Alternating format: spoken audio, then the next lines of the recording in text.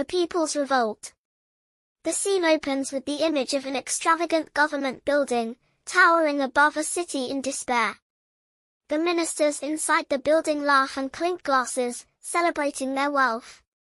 Outside, people struggle under the weight of heavy taxes, their faces tired and hopeless.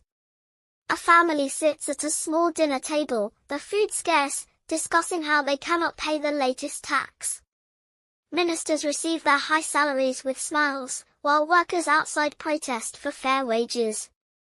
The streets are filled with protesters, holding signs and shouting slogans against the government. The government dismisses the protests, sending police to disperse the crowds. Suddenly, dark clouds gather as the monsoon season begins, bringing torrential rain. The rain quickly turns into a flood, sweeping away homes and vehicles. A montage shows people struggling to save their belongings, but the waters rise too fast. The news reports show over 500 people dead and many more missing. Families huddle together in temporary shelters, their faces filled with despair.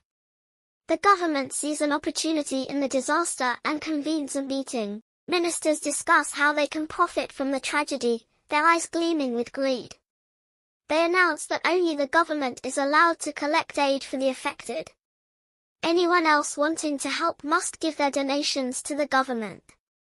The ministers smirk as they discuss how they can siphon off the funds. Citizens, shocked and angered, begin to organize protests against this decision. Protesters gather outside government buildings, demanding the right to help directly. The government responds with force, sending police to crack down on the protests. Images of protesters being beaten and arrested flood the news. But the people do not give up, they continue to fight for justice. More and more citizens join the protests, fueled by the government's greed. The government tries to silence the media, but the truth spreads on social media. A massive protest is planned, with thousands of people gathering in the capital. The ministers, now panicked, discuss how to maintain control. As the protests grow, some police officers refuse to follow orders. Images of police joining the protesters give hope to the people. The government's control starts to weaken as more people rise up.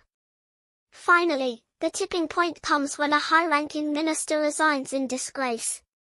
The protests reach their peak, with millions of people demanding change.